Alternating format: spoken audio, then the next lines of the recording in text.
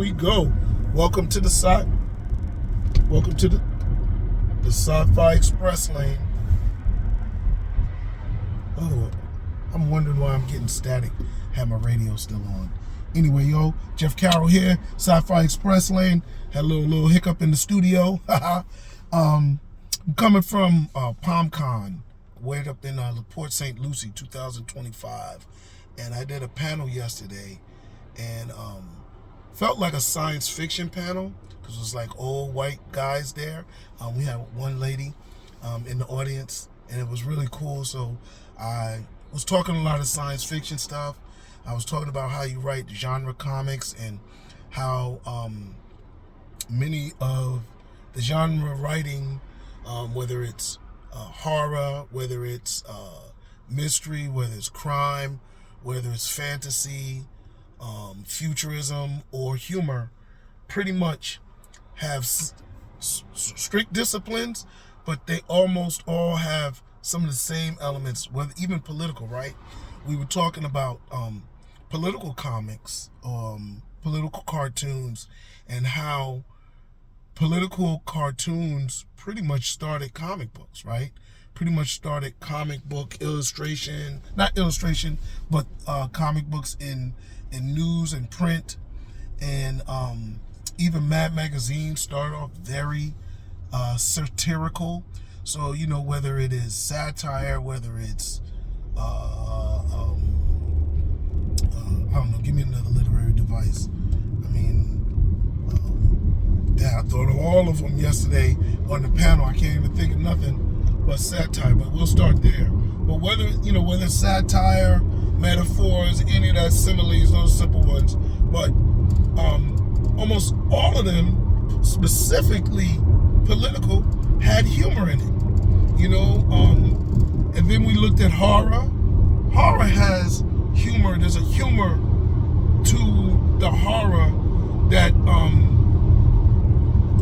the stories that they write. When you look at Tales of the Crypt, right? Tales from the Crypt, it has humor. The endings might be horrific, but they bring you a laughter, right? They bring an element of humor, almost like in the movie Weapons, right? The ending, I'm not going to spoil it, but when the character gets their just desserts, right, or whatever you want to call it, it is humoristic. It's very funny, and that is a humor element, no doubt. You had to think of that from the beginning of what you were writing to all the way to the end of the story. One of my stories that I like that kind of got me into writing or having the confidence to write humor was how fitting the end was to my story, The Ass Doctor. And that ending is humorous. You know what I'm saying? So humor is right there. Humor is a part of all of this that we are talking about, So yeah, humor is in everything. So you think of humor in horror. When I think of my kill scenes, I'm thinking of humoristic kill scenes. Is it a comedy? No, but it's there. I start to think about like action movies. So first of all, let's say this. Humor is subjective, all right? However, some people laugh at, I guess, weird things, but it could be funny somebody getting what they deserve.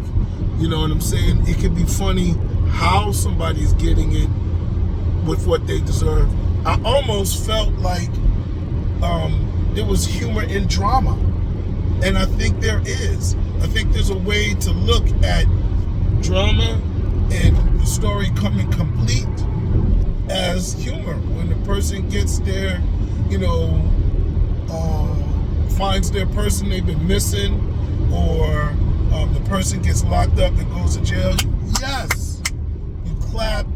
You know what I'm saying? It might be like, yes, oh my God, I'm so happy. And it could be beyond happy to humor. So I just was thinking about that, and how humor in comics is not something that we really do. You know, we were talking about my Spoof Streets book, but it was also like, how many other books are like that? You know, they brought out Deadpool, and somebody else, I think I mentioned Spider-Man, and how a lot of these characters have strong humoristic lines, and they may be jokey joke, but is there a full-out humoristic comic book? Are people, even like older writers, they may be doing political cartoons, but I don't really see any of those. In the black comic sphere, we do a lot of relationship cartoons, you know, a guy and a girl in the bed, or, you know, and he says something. What's that one where they're always texting each other and, you know, it changes all the time? You know, I see a lot of that, but in terms of full out humor, nah. I mean, I seen a political cartoon where it was like a rich white person. I'm going to say it was Donald Trump, but his mouth was full of money, and there was another figure, a skinny, starving person, and the caption was, you know, the problem is the rich don't get full. They, you know, they stay greedy or whatever it was implying. And I was like, you know, that's nice, but it looked in the traditional New Yorker political cartoon style. It's not in a Marvel style, right? It's not in the Jack Kirby style. It's not any of that. And we really don't see those type of cartoons, comic book things anymore. I wonder, you know, if people are scared, which I don't. I think if anybody's scared to put something out, it might be recent, you know, very recent. I think before the Donald Trump jokes and the racial jokes became scary, right? Because that's a modern thing. That's with ICE. I think before that, right before that, people were scared of getting canceled, you know. Comedians, you know, we saw Dave Chappelle, very aware of the jokes that they would tell and the implications. I mean, Dave Chappelle stuff was more so with the LGBT community, but the implications of cancel culture still radiated throughout comedy. And I think that element is still radiating throughout the comic book world. I can't believe people are not political and creative enough to come up with modern political cartoons and political sayings. I remember just September when I put out my Super Black what do you call it, tribute poster, where he is punching Donald Trump, and there's Proud Boys, and there's the kid, the guy with the moose hat, and my character Super Black is punching him. And I remember when I put that out, first of all, let me say this: Super Black isn't new. I thought of Super Black like 2-3 years ago, and I did a comic book, it was a 1-page story, and it was too short, the joke, so I had to expand on it, and I expanded on it for Spoof Streets and made it a 5-6 page story. But when I did the 1-page page, I couldn't find an illustrator. I eventually found an illustrator, the black guy, and he said, I'll do it, but you can't put my name on it. I was like, my God. And when you read the story, it's not any different than what I had that illustrator do. but it was a black, super black, getting caught up with saving a MAGA supporter, and that was it. It was no other thing. He didn't say anything to the MAGA supporter. You know, he didn't save him after he realized it was MAGA support or whatever, and realized what this person values were, and they were different than him, you know. So he had a different reaction, but that was it. And now I did the poster with him punching Trump, you know, and we got another poster, it'll probably be out later this week, because I'm probably not going to post this until Monday or Tuesday, right?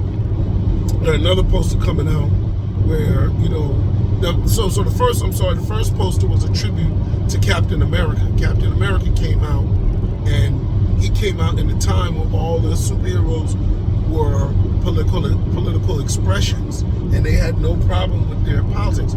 So, you know, many of the comic creators, Stan Lee, Jack Kirby, and all of them, they're Jewish Americans, so they had no problem punching Hitler, knocking Hitler out, right? So, because Hitler was a clear enemy, right? So it's really easy. But I fast forwarded to, you know, Trump and the MAGA community, who I feel are very oppressive to black and people of color, right? So I want to express myself politically. So I did the tribute cover, and that's the one people have problems with. I'll see if I can put the tribute cover on this. That'll be interesting. And then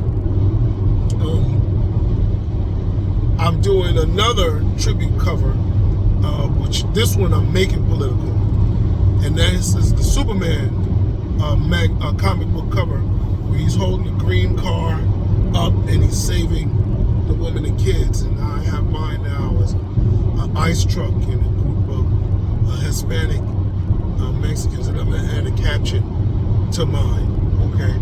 So it's going to be interesting, but I had to go to the same illustrator who's from England, who's not involved in American politics, to get him to illustrate it. Not that I asked every black illustrator.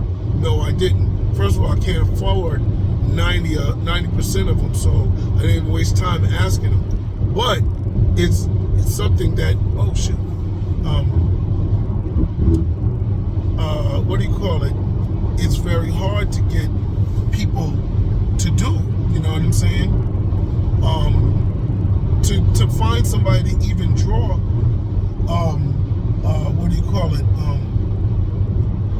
A political cartoon. So I don't know. And to me, not only is it a political cartoon, but I think it's funny. I mean, a political comic page, I think it's funny. But yes, people have drifted that far away, you know, and I know I'm going to get reaction. So like, this is the second Comic Con that I have my tribute cover or poster on display, and people are buying the book just because of the poster, you know. And I don't know who doesn't want to buy the book or who turns and frowns. I mean, I don't have the book, I mean the poster on big display. It's not dominating my my booth, but when you look at my booths on the table, it's very visible. So that's one. And then the other thing is, I've seen so many tribute covers, right? I've actually seen a tribute cover to the Superman, and it had nothing, no political element to it. It was their character picking up Hulk Hogan, or not Hulk Hogan, Andre the Giant. So it had really nothing to do, but it was a tribute cover. And then I seen the tribute cover that Harriet Tubman had, and she was knocking out Hitler. And I like Hitler to get knocked out because he's a racist, and he was anti-black. He's an Aryan racer. He's a white supremacist, all of that. So knock him out. And you know, although Harriet Tubman lived before Hitler, is beautiful, whatever. But I still think the politics on it is dead. You know, I think, you know, modernizing it, you know, she didn't live during the time of Hitler. She don't live during the time of of Donald Trump. Knock out our enemies now. You know what I'm saying? Knock out one of our enemies now. And I say enemies, I'm not saying it like Donald Trump says it. You know, kill the enemies. No, defeat the enemies, wake the enemies up, stop them. But at the end of the day, it is, you know, you're my opposition. And if you want to make yourself my enemy, hey, that's on you. So that's my opinion of political comics, and why I think humor is everywhere. And I probably could add on, I'll probably get into it and bring it more because it's a constant thought that I'm having. But I do think humor is in every comic book, just doesn't dominate it. And I actually think my book is going to bring it back. I think there's going to be things, stories that come out, they're going to be like, oh, look what happened to him. He didn't get no backlash. I'm going to do my political piece, okay? So let's see, all right? Thank you, Sci-Fi Express Lane. Little overtime, but Jeff Carroll, Sci-Fi Express Lane, like, share, subscribe, and comment. Please put some comments in here. All right, y'all. Thank you. Deuces.